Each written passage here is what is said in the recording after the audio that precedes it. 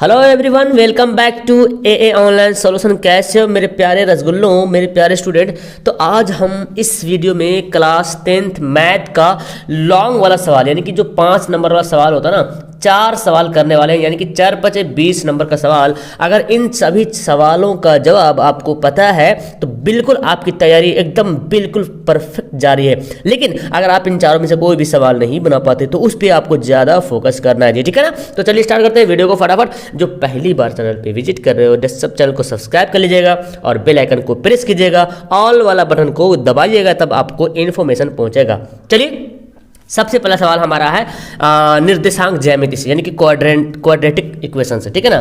देखिए, जो इंग्लिश वाले बच्चे उसको भी यहाँ पे हम बता देंगे, जो वर्ड यहाँ पे वर्ड से तो पता चल जाएगा। y का एक वैल्यू ज्ञात करना है। जो बिंदु, जो पॉइंट दिया हुआ p का वैल्यू 14, q का वैल्यू 3y और r का वैल्यू -36 संरेख है, मतलब कोलिनियर है, ठीक है ना, कोलिनियर है, संरेख है। अब इसका हमको y का वैल्यू ज्ञात करना है। ये जो y है ना, y का वैल्यू ज्ञात करना, y का वैल्यू। चलिए, तो कैसे निकालते हैं y का वैल्यू निकालने के लिए मुझे पहले तो यहाँ पे करना पड़ेगा हल यहाँ पे लिखना पड़ेगा, सॉल्यूशन करना पड़ेगा। देखिए, यहाँ पे जो 3 बिंदुएं दिया हुआ ना, हम लिखते हैं जो पॉइंट दिया हुआ उसको लिखते हैं। अच्छा, संरेख कब होता है आपको पता है? कोई भी 3 बिंदु संरेख कब होगा? तो जब उसके त्रिभुज, अगर इस तीनों पॉइंट से त्रिभुज का क्षेत्रफल निकालते हैं और उस त्रिभुज का क्षेत्रफल 0 अगर हो जाता है तो ये तीनों रेखाएं क्या होगी? संरेख हो जाएगी, ठीक है ना। तो यहाँ पे जो दिया हुआ ना, ये लिखते हैं, दिया है कि क्या दिया हुआ है, P जो दिया हुआ है 1 4, इसको मैं x1 और y1 पुट कर लेता हूँ, नहीं x1 y1, ठीक है ना, माना, ठीक है ना। और जो Q दिया हुआ है जी, क्या दिया हुआ, 3 और y, इसको x2 और y2 मान लेते हैं। और जो R दिया हुआ है -3 और 16, इसको x3 और y3 मान लेते हैं, ठीक है ना। चूंकि यह तीनों बिंदुएं संरेख हैं, चूंकि यह तीनों बिंदुएं क्या है, संरेख है। जब तीनों बिंदुएं संरेख होगा, इसलिए है ना, इसलिए त्रिभुज का क्षेत्रफल बराबर 0।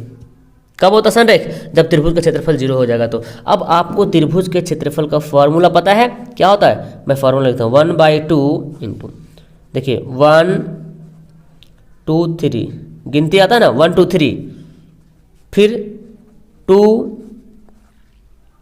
3 1, फिर 3 1 2, ठीक है। ये है, इतना फार्मूला है। देखिए 1 x1 x2 x3, तो इसको पढ़ेंगे 1 2 3 2 3 1 3 1 2। 3 सांस में तो आराम से गाना कैसे याद करते हैं, वैसे इसको याद कर लीजिएगा, 1 2 3 2 3 1 3 1 2। यहाँ पे याद कीजिएगा, यहाँ पे माइनस होगा, ठीक है ना, यहाँ पे माइनस होगा। अब वैल्यू पुट करते हैं, 1/2 है। x1 कितना है, ध्यान से बैठाएंगे x1, पहले हम वैल्यू पुट करें एकदम हिसाब से। x1 का वैल्यू कितना है, 1 है, तो यहाँ पे लिखेंगे 1। y2 का वैल्यू कितना, y2 का वैल्यू y है। y3 का वैल्यू कितना है, 16 है, हो गया, प्लस x2 यहाँ पे है, इसका वैल्यू कितना, 3 है। y3 का वैल्यू 16 है। y1 का वैल्यू है 4, हो गया। फिर x3 का वैल्यू कितना, -3, और यहाँ पे क्या है, प्लस, तो हम यहाँ पे माइनस ऐसे लिख देते हैं, -3। y1 कितना है, y1 है 4, देखिए y1 कितना है, 4 है। y2 कितना है जी, y2 है y = 0 हो गया, ठीक है। अब हमको इसका हल कर लेना है आराम से। 1/2, देखिए 1 को इससे मल्टीप्लाई कीजिए तो यही ना आएगा, y -16 ही रहेगा। चलिए, देखिए 16 में से 4 घटे कितना होगा, 12, है ना, 12 × 16 होता है, 12 या 36, ठीक है। यहाँ पे हम क्या करते हैं, ये जो माइनस है, देखो प्लस माइनस हो जाएगा, इसको मल्टीप्लाई करेंगे तो देखो प्लस -3, माइनस को 4 से करेंगे तो कितना होगा, -12, और ये माइनस हो गया ना, प्लस माइनस को माइनस वाई से करेंगे तो माइनस प्लस 3y = 0। ये जो 1/2 इधर जाके क्या हो जाएगा, ये समझ लो ब्रैकेट है दिया हुआ, ऐसे जो दिया समझ लो ब्रैकेट है। इसको यहाँ पे 2 को इधर ले जाओगे तो क्या हो जाएगा, 0 हो जाएगा। 0 हो जाएगा तो फिर मेरे पास क्या बचेगा, मेरे पास यही सब बचेगा ना। यहाँ पे कर लेते हैं, घटा जोड़ करते हैं। यहाँ पे देखिए 3y 1y कितना हो गया, 4y, और 36 जोड़ में, और देखिए 36 हो गया जोड़ में, और ये देखिए 16 12 कितना हो गया, 6 2 8 और 28 हो गया घटाओ में, इतना बराबर 0, क्योंकि ये 2 जाके कहाँ हो गया, उधर 0 बन गया, तो 4y। अब यहाँ पे 36 में से 28 घटाएंगे तो 16 में से 8 घटेगा 8, मतलब 8 बचेगा, है ना जी। अब मेरे पास क्या बच गया है, 4y। ये 8 को इधर ले चल जाओ तो प्लस वाला क्या हो जाएगा, माइनस 4 दूना 8, y का वैल्यू कितना हो गया, -2। यही हो गया आंसर, हो गया। कितना आसान सवाल है, 5 नंबर का सवाल पूछा जाता है ये सवाल, ठीक है ना। तो इस कभी कभी 5 नंबर में पूछ लेता है, कभी 2 नंबर में पूछ लेता है ना। तो सवाल बहुत ही गजब का है, मज़ेदार का है। उम्मीद है कि आपको समझ में आ गया होगा। चलिए हम सवाल नंबर दूसरा पढ़ते हैं। सवाल नंबर 2 भी गजब का है, ये है हाइट एंड डिस्टेंस का। मैंने बताया था कि हाइट एंड डिस्टेंस से एक सवाल तो कन्फर्म पूछता ही पूछता है, ठीक है ना। तो चलिए जी हम इसको बनाते हैं हाइट एंड डिस्टेंस वाला सवाल। देखिए हाँ, यहाँ पे ध्यान से देखेंगे क्या बोलता है सवाल। भूमि के एक बिंदु ओ से मीनार के शिखर का उन्नयन कोण 30 डिग्री है, एवं मीनार के शिखर पर भूमि के एक बिंदु है। पहले तो हमको देखो पढ़ते जाना है और इसका फिगर बनाना है। फिगर बनाने अगर आ गया ना तो आधा क्वेश्चन हल हो जाएगा। भूमि के एक बिंदु पर मीनार है। अब बताइए, मीनार तो सीधा खड़ा रहेगा ना, सीधा मीनार खड़ी है, जमीन भी रहेगा ऐसे, ये तो रहेगा 90 डिग्री कन्फर्म है। भूमि के एक बिंदु पर मीनार, ओ बिंदु से मीनार के शिखर का उन्नयन कोण, ओ बिंदु से मतलब यहाँ पे एक बिंदु ओ मान लेते हैं। और ये मीनार के शिखर, देखो शिखर मतलब टॉप, मीनार टावर है ना, टावर है, टावर के जो शिखर है उसका जो उन्नयन कोण यहाँ से यहाँ, ये कोण है कितना, 30 डिग्री, ठीक है। फिर बोलता है एवं मीनार के शिखर पर ध्वज दंड खड़ा हुआ है। यहाँ पे जो है ना, इसके यहाँ पे ये जो मीनार है ना, ये क्या है, ये है मीनार, यहाँ से यहाँ तक, ठीक है। यहाँ पे एक ठो ध्वज दंड मतलब झंडा, मान ली झंडा उड़ रहा, ठीक है, झंडा गड़ा हुआ है यहाँ पे, ठीक है, झंडा गड़ा हुआ है, झंडा गड़ा, तो झंडा जो गड़ा हुआ है वो अब इसके झंडा जो ऊंचा जो शिखर है, जो झंडा का जो टॉप है ना, उसका उन्नयन कोण बन रहा है 60 डिग्री, मतलब ये वाला पूरा बन रहा 60 डिग्री। पूरा जितना ऊंचाई जाएगा तो डिग्री तो बढ़ते जाएगा, हो गया। अब बोलते हैं यदि ध्वज दंड की लंबाई 5 मीटर है, यानी कि ये जो ध्वज दंड है 5 मीटर जो है लंबा है, तो हम इसको मान लेते ए बी सी और ओ तो यहाँ पे है ये, ठीक है ना। यानी कि ए बी क्या है, ध्वज दंड है, बी सी क्या है, मीनार है, ये तो डिस्टेंस है। तो ये जो मीनार है ना, इसको हम एच मान लेंगे, क्या मान लेंगे, एच मान लेंगे, और ये इसको मैंने एक्स मान लिया। अब इसी बात को यहाँ पे लिखना है, देखिए माना कि, अब यहाँ पे जो यहाँ पे लिखिएगा, माना कि क्या कौन कौन मीनार है, बी सी मीनार की ऊंचाई है ना। तो हम ऊंचाई मान लें, बीसी मीनार कुछ ऊंचाई बराबर एच मान लेते हैं, ठीक है, ऊंचाई बराबर एच। और क्या मानेंगे, और ओ सी बराबर क्या माने हैं, एक्स माने। और ए बी दिया हुआ ना, ए बी बराबर 5 मीटर दिया हुआ है, ऐसे लिख सकते हैं, नहीं भी लिखे कोई दिक्कत नहीं, दिया हुआ है। थीटा कोण चाहे तो लिख सकते हैं, नहीं तो फिर नहीं लिख सकते। अब देखिए हमको 1 बाय 1 करके ले जाना है, ठीक है ना। पहले हम 30 डिग्री से बनाते हैं, फिर 60 डिग्री से बनाएंगे, ठीक है, छोटा से बड़ा। 30 डिग्री के लिए देखिए कोण त्रिभुज, 30 डिग्री नहीं यहीं तक है, इसमें नहीं जा रहा है, यहीं तक है। बी सी ओ ये वाला इतना दूर, बी ये वाला इतने दूर तक है 30 डिग्री, है ना, दिख रहा, बी सी ओ। तो लिखेंगे यहाँ पे लिखेंगे समकोण त्रिभुज, लिख सकते हैं समकोण त्रिभुज बी सी ओ में। अब क्या लेना हमको, टैन लेना पड़ेगा, टैन। तो लेते हैं टैन 30 डिग्री, क्योंकि टैन बराबर क्या होता है, लंब बटा आधार। लंब कौन हमारा है, बी सी, आधार कौन है, ओ सी। टैन 30 का वैल्यू क्या होता है बाबू, 1/√3। और बी सी को मैंने क्या माना, बी सी को मैंने एच माना, और ओ सी को मैंने एक्स से माना। बहुत ही आसान सा सवाल बन जाता है। इसको क्रॉस गुना कर लो, एक्स को 1 से गुना करो एक्स हो जाएगा, और √3 को एच से गुना करो तो √3 एच हो जाएगा। ये एक्स से बराबर आया। क्यों एक्स से बराबर लाएं, क्योंकि जब हम आगे बनाएंगे तो फिर हमारा एक्स भी तो आधार तो उसमें भी आएगा, बड़ा वाला 60 डिग्री भी लेंगे तो आधार आएगा, तो एक्स का वैल्यू पुट करना पड़ेगा। अब हम लिखते हैं टैन 60 डिग्री। अब त्रिभुज कौन लेते हैं, देखिए ए बड़ा वाला ए सी ओ, है ना, त्रिभुज ए सी ओ में, ठीक है ना। क्या लेंगे, टैन 60 डिग्री। अब जब टैन 60 डिग्री लेंगे तो मेरे लिए पूरा ये हो जाएगा लंब। इस 60 डिग्री जब लेंगे पूरा 60 डिग्री, तो मेरे लिए पूरा ए सी लंब हो जाएगा, और ओ सी क्या हो जाएगा, आधार हो जाएगा। तो हम लिखेंगे यहाँ पे ए सी बटे ओ सी। अच्छा आपको पता है टैन 60 का वैल्यू कितना होता है, √3 होता है जी। ए सी, अच्छा ए सी को मैं लिख सकता हूँ, ए सी को मैं तोड़ तोड़ के लिख सकता हूँ, A B plus B C लिख सकते हैं ना, A B plus B C, क्योंकि ए सी है, ए बी और बी सी मिलकर बना ए बी बी सी, तो यहाँ पे ए सी को लिख सकते हैं A B plus B C, और ओ सी बेचारा तो एक्स तो है ये ना, एक्स मैंने माना था, एक्स लिख दिया। अब यहाँ पे और एक स्टेप बढ़ेगा जी, देखिए ए बी का वैल्यू दिया हुआ है, ए बी का वैल्यू कितना दिया 5, ये ऊंचाई ध्वज है ना, झंडा है 5 है, ठीक है ना, और बी सी को मैंने एक्स एच माना था, तो यहाँ पे लिख देंगे 5 और बी सी को लिख देंगे एच, नीचे हो गया बटा एक्स। अब कर लो, अच्छा एक्स का वैल्यू भी मेरे पास आ गया था ना √3h, तो हम ये जो एक्स यहाँ पे हम लिख सकते हैं। चलिए अगला स्टेप में लिख देंगे, अब काटकुट क्या करें, अगर एग्जाम में ऐसा होता है आपके साथ तो काटकुट मत कीजिएगा, आगे बढ़ जाएगा, कोई दिक्कत नहीं। एक्स का वैल्यू कितना है √3h, तो हम यहाँ पे √3h लिख देंगे। अब तुम लोग कर लो क्रॉस गुना, यहाँ पे नीचे 1 छुपा हुआ, क्रॉस गुना कर लो, तो √3h को इस √3 से गुना करेंगे तो √3 हो जाएगा, h बराबर 5 + x, है ना। अब यहाँ पे क्या करेंगे, ई वाला h को इधर ला दो, तो ला देते हैं जी, तो प्लस आके क्या बन जाएगा माइनस। अब मेरे पास 2h बचेगा, 2h बराबर 5, और फिर मेरे पास h बचेगा, तो h बराबर 5/2, कितना हो गया 2.5 मीटर, यार मतलब 2.5 मीटर का मीनार है, 2.5 मीटर ऊंचा मीनार है, और उसके ऊपर कितना बड़का झंडा, 5 मीटर झंडा खड़ा हुआ। खैर कोई बात नहीं, तो लिखेंगे इसलिए मीनार की ऊंचाई बराबर, है ना, द हाइट ऑफ टावर, है ना, इसलिए मीनार की ऊंचाई बराबर 2.5 मीटर। बहुत ही आसान यार, 5 नंबर वाला सवाल ना, अगर आप तुम लोग कर लोगे ना 5 नंबर सवाल को, एकदम हाइट एंड स्टेप, जो सवाल जो 5 नंबर मैंने बताया था, 7 से 8 चैप्टर से पूछता है सवाल, 5 नंबर 100% पूछता है, उस चैप्टर को कम से कम एक तुम लोग एकदम कंफर्म कर लो, कंठस्थ कर लो, एकदम गर्दा उड़ा दोगे एग्जाम में, ठीक है ना। अब सवाल हम आपको लेते हैं सवाल नंबर 3, जो कि बहुत ही इम्पोर्टेंट सवाल है, ये भी आता है 5 नंबर सवाल में, बाप और बेटा वाला, है ना, एज वाला।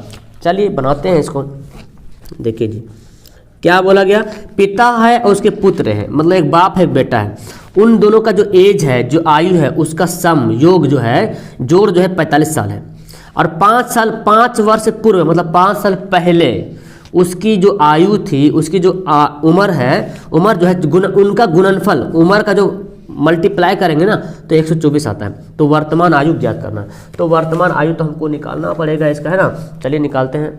तो मुझे यहाँ पे क्या करना पड़ेगा, मानना पड़ेगा, मान लेंगे पिता की आयु और पुत्र का आयु, तो यहाँ पे लिखते हैं माना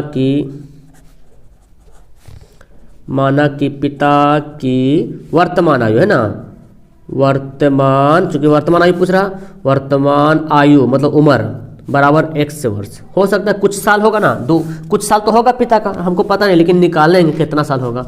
फिर तथा जब पिता का मान ले तो पुत्र हो जाएगा, तो पुत्र की वर्तमान आयु बराबर क्या हो जाएगा, y वर्ष मान लेते हैं। अब देखिए सवाल में आगे देखिए टिप एक आता है क्या, 5 साल पहले, पढ़ लीजिएगा सवाल को पहले, 5 साल पहले 5 साल बाद रहेगा तो उसको यहीं पे लिख लेंगे समीकरण, ठीक है ना। तो 5 साल पहले उस बात को भी लिखते हैं, 5 वर्ष पूर्व, पूर्व मतलब पहले, है ना, 5 वर्ष पूर्व पिता की आयु, 5 वर्ष पूर्व पिता की आयु क्या होगा बोलो, अभी वर्तमान में x से मैंने माना, तो 5 साल पहले 5 साल घट जाएगा, x - 5 वर्ष हो जाएगा, है ना जी। और 5 वर्ष पूर्व पुत्र की आयु, तो पुत्र की भी आयु 5 साल घट जाएगा, जब पिता 5 साल माइनस जाएगा तो पुत्र भी चल जाएगा -5 साल, हो गया। इतनी बात को लिखना है। अगर सवाल में 5 साल बाद भी दे रहे हैं तो 5 साल बाद का भी इक्वेशन यहीं पे लिखना है, 5 साल बाद रहेगा तो x प्लस हो जाएगा। अब यहाँ पे हम लिखेंगे प्रश्न से, है ना, प्रश्न से या प्रश्नानुसार। अब यहाँ से हमको बनाना है, सवाल क्या बोलता है, पिता तथा उसके पुत्र की आयु का योग 45 वर्ष है। पहला इक्वेशन यहाँ पे बनेगा कि पिता का उम्र x है, पुत्र की उम्र y है, इन दोनों का जोड़ कितना है 45 वर्ष है। पहला समीकरण हमारे पास आ गया है, ठीक है ना। तथा अब दूसरा समीकरण क्या बोलता है, समीकरण इसको बोलते हैं फर्स्ट। दूसरा समीकरण क्या बोलता है, 5 वर्ष पहले पूर्व उनकी आयु, किनकी आयु, अरे पिता के बारे में बोल रहा, उनकी रिस्पेक्ट से करा ना, रिस्पेक्ट इज्जत बोल रहा, उनकी मतलब पिता के बारे में बोल रहा, उनकी आयु का गुणनफल मतलब उन लोगों का, इसका पुत्र पिता दोनों का गुणनफल, तो गुना कर देंगे। 5 वर्ष पहले पिता की आयु कितना x - 5 है, और 5 वर्ष पहले पुत्र की भी आयु बोल, उनकी आयु का गुणनफल, तो गुणनफल किससे कीजिएगा, यही दोनों बाप बेटा से गुना कीजिएगा ना।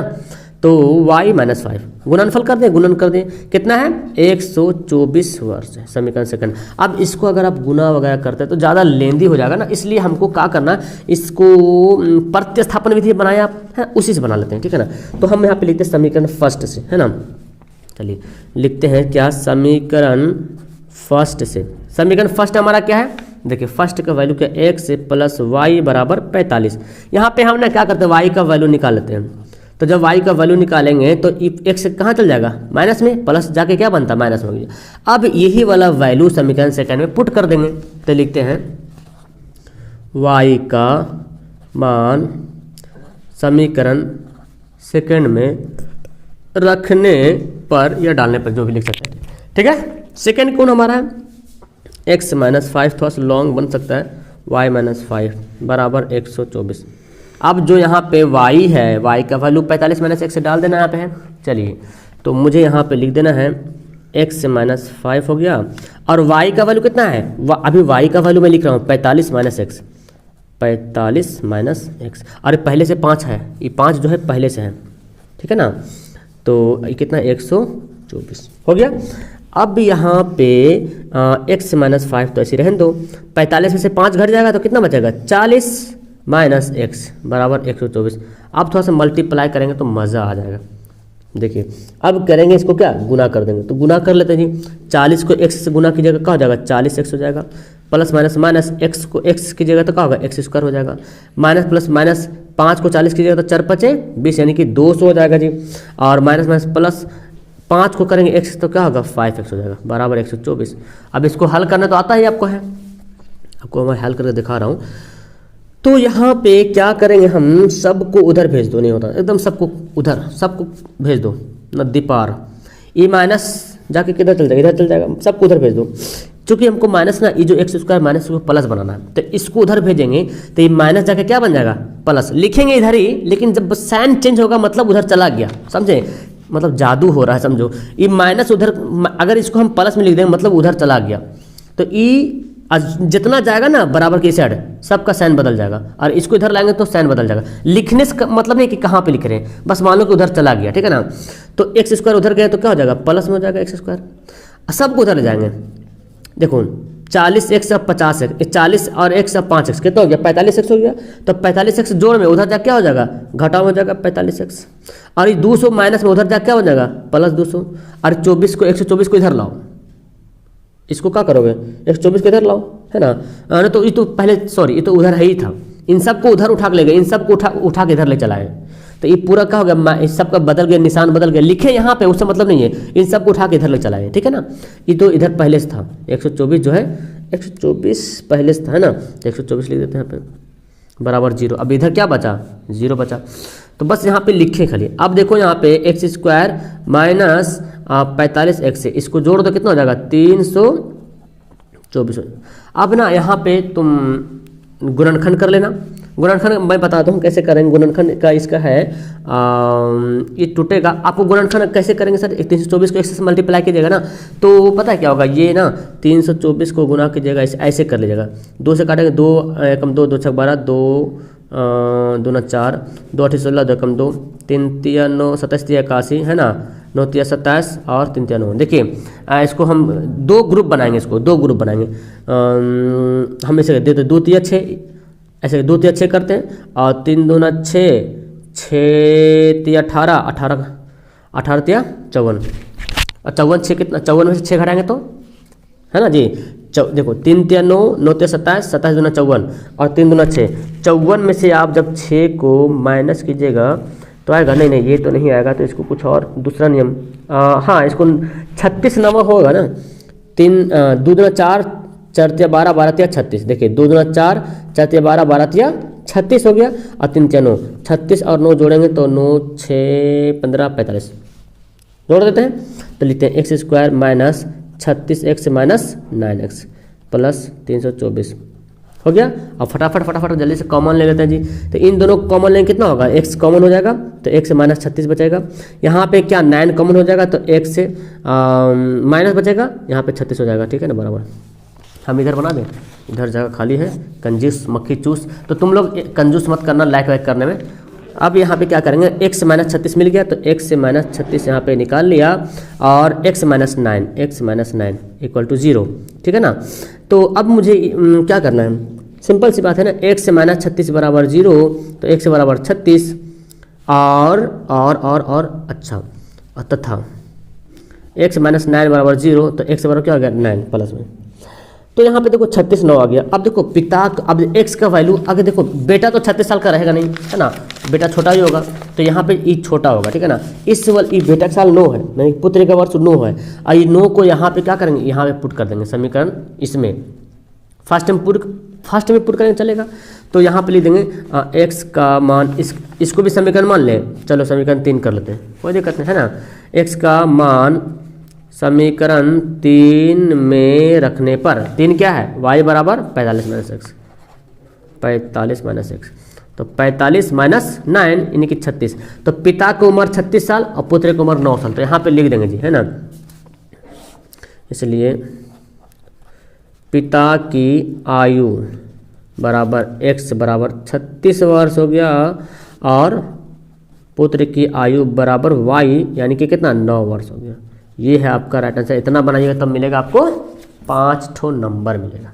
क्लियर है, समझ में आया सबको? बहुत ही आसान और गजब का सवाल। एक सवाल और बनाना है, ये सवाल है।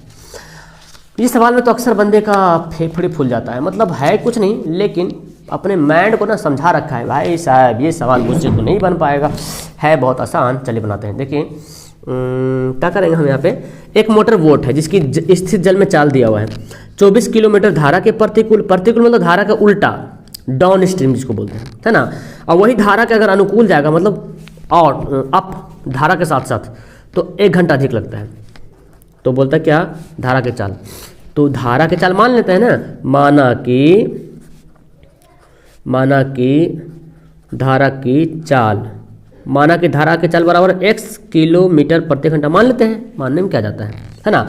और यहाँ पे देखो जल की चाल मतलब क्या है, वोट की चाल दिया हुआ है ना, नाव की चाल है, वोट मतलब ना, है ना, वोट मतलब नाव होता है, वोट की चाल दिया हुआ है कितना 18 किलोमीटर प्रति घंटा। अब आप मुझे बताइए, अगर प्रतिकूल और अनुकूल को पहले यहाँ पे लिख लेते हैं इक्वेशन, है ना।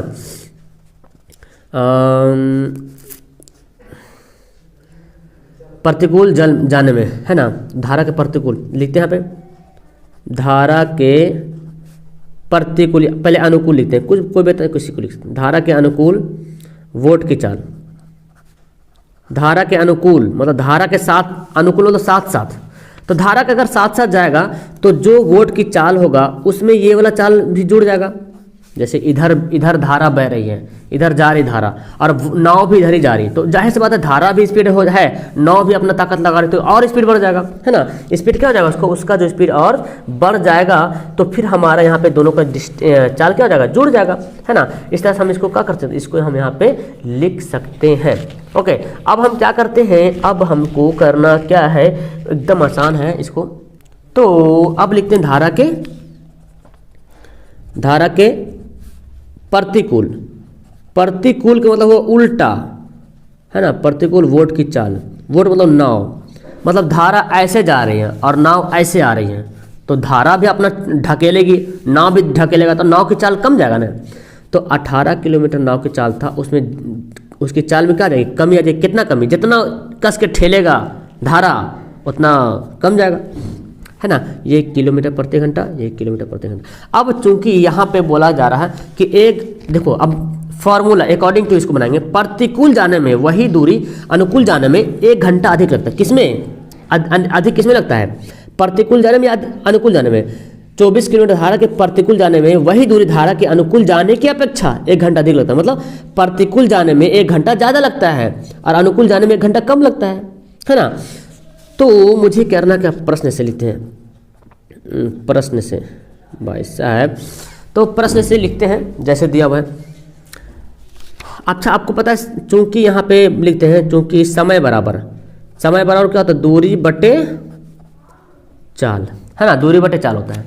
अब देखो बोलता क्या, 24 किलोमीटर धारा के प्रतिकूल जाने में, पहले प्रतिकूल जाएंगे, धारा के पहले प्रतिकूल, दूरी कितना है 24, प्रतिकूल मतलब उल्टा, मतलब ये वाला चाल होगा 18 माइनस एक्स। देखो दूरी बटा चाल, ये दूरी ये चाल है ना, धारा के प्रतिकूल चाल कितना इतना है और दूरी कितना ये वाला 24। तो जो दूरी बटा चाल क्या होता है, समय होता है। चलो बराबर, अब क्या बोलता है, वही दूरी जो है धारा के अनुकूल जाएंगे तो 1 घंटा अधिक लगेगा, तो दूरी वही है तो अनुकूल जा रहे हैं मतलब चाल क्या हो जाएगा, जुड़ जाएगा। 1 घंटा अधिक लगता है किसमें, अरे भाई इसमें लगता ज़्यादा, लेकिन बराबर की वजह से यहाँ पे प्लस लिखना पड़ा, माइनस करना पड़ेगा ना इसको तो माइनस करना पड़ेगा यहाँ पे ना। तो अब मुझे क्या करना, ई वाला को इधर भेजते हैं, ई वाला बात को इधर भेजते हैं, 24/18 माइनस एक्स, और ई वाला जो है ना बात इधर आ जाएगा, 24 माइनस हो जाएगा 18 प्लस एक्स बराबर 1। अब फटाफट इसको करते हैं सॉल्यूशन, यहाँ पे एलसीएम ले लेंगे, 18 माइनस एक्स से एलसीएम हो जाएगा, 18 माइनस एक्स से एलसीएम हो जाएगा। यहाँ पे काटा पीटी करो तो 24 और क्या जाएगा, ये तो कट जाएगा ना, इससे डिवाइड हो जाएगा, तो अरे सॉरी 18 प्लस एक्स है ना, तो मेरे पास क्या बचेगा 18 प्लस एक्स से बचेगा जी। और यहाँ पे ये वाला कट जाएगा, तो इससे 24 से मल्टीप्लाई कर दो, 24 से मल्टीप्लाई करो तो क्या हो जाएगा 18 माइनस एक्स, ठीक है, ये वाला बात इससे कट जाएगा, तो ये 24 इससे गुना हो जाएगा। अब देखो यहाँ पे देखो 24 ले लो कॉमन, ले लिया कॉमन, देखो यहाँ भी 24 है, यहाँ भी 24, क्या बचा 18 प्लस एक्स माइनस, है ना, माइनस बचा 18, ये माइनस से गुना होगा, minus plus minus, minus minus plus, x से गुना किया, ठीक है ना, बटे। अब देखो फार्मूला ए स्क्वायर ए प्लस ए माइनस बी, ए प्लस बी, ए माइनस बी, ए प्लस बी, क्या होता है फार्मूला, ए स्क्वायर माइनस बी स्क्वायर बराबर 1। तो यहाँ पे 18 खल्लास, एक्स कितना हो गया 2x हो गया, यानी कि 24 जो है वो 2x से मल्टीप्लाई हो गया, है ना जी, 24 2x से मल्टीप्लाई हो गया, और ये बेचारा इधर से 1 से भी मल्टीप्लाई हो जाएगा, तो 18 का स्क्वायर कितना होता है, 18 का स्क्वायर होता है 324, तो हम लिख लेते हैं 324 माइनस एक्स स्क्वायर। अब ई वाला एक्स स्क्वायर को सबको इधर लाओ, उठा के सबको इधर लेकर आइए तो ई माइनस एक्स स्क्वायर इधर आके क्या बनेगा प्लस, आई तो पहले था 24 दूना 48 है ना एक्स, और ये 324 को भी इधर लाएंगे तो माइनस 324। भाई साहब यहाँ भी 324, और इससे पहले वाला सवाल में भी आया था, अच्छा 300, ओहो इससे पहले वाला सवाल में भी 324 आया था, गजब। हाँ यहाँ भी 324। तो मुझे करना क्या है, इसको आप तोड़ोगे तो पता है वही तोड़ना पड़ेगा 324 को तो 3 3 9 9 3 27 27 दूना 54 और 3 6 54 6, 3 3 9 9 3 27 27 दूना 54 और 3 दूना 6, तो 54 6 कितना हो, 54 में 6 घटाएंगे, 54 में 6 घटाएंगे 48, तो हम लिखते हैं 54x माइनस 6x, देखो 54 में 6 घटाए 48, यहाँ पे 324 बराबर 0। अब फटाफट कॉमन लेते हैं, x प्लस 54, आप इसको ना जो द्विघाती सूत्र होता है ना उससे ही बना सकते हैं, ओके। यहाँ पे क्या हो गया x प्लस 54 हो गया इधर, और x माइनस 6 हो गया इधर। अब हमको अलग अलग करना पड़ेगा, तो अलग कर लेते हैं जी, x प्लस 54 बराबर 0 और x बराबर माइनस 54, और यहाँ पे x माइनस 6 बराबर 0 और x बराबर 6। तो यहाँ पे देखो दूरी, कभी भी चाल माइनस में होता है, चाल कभी माइनस नहीं होता, चाल हमेशा प्लस होता है। तो यहाँ पे लिखते हैं क्योंकि चाल ऋणात्मक नहीं होती है, इसलिए धारा की चाल बराबर, मैंने क्या माना था x, और ये आगे 6 किलोमीटर प्रति घंटा, ठीक है। तो हमारा यहाँ पे 5 सवाल हो गए क्लियर। अब आपको फीलिंग अच्छा होगा जब आपने पूरा सही बनाया हो, नहीं बनाया तो आप इस टाइप का सवाल पे फोकस करो। मुझे पता है इस टाइप का सवाल में बहुत ही बच्चे कंफ्यूजन में पड़ते हैं, बाकी पिता पुत्र को तो गर्दा उड़ा के रखे हुए हैं, और हाइट एंड डिस्टेंस भी गर्दा उड़ा दिए आप लोग, और ये सब सवाल ही बना ही दिए। इसके अलावा और भी सवाल है, मैं लाता रहूँगा, आप चैनल पर जुड़ जाएँ, डोंट वरी। किसी भी तरह की कोई दिक्कत हो तो मुझे आप व्हाट्सअप भी कर सकते हो। आपका व्हाट्सअप जो मेरा व्हाट्सअप का नंबर है ना वो दिया हुआ है यूट्यूब के बैनर पर, जहाँ पे मेरा फोटो लगा हुआ है ना, वहाँ पे व्हाट्सअप नंबर लिखा, उससे आप मुझे मैसेज कर सकते हो, सवाल किसी भी सवाल में डाउट हो तो। ओके बाय बाय, मिलते हैं नेक्स्ट वीडियो में। लाइक वाइक नहीं किया तो लाइक कर देना। Okay thank you, thanks for watching.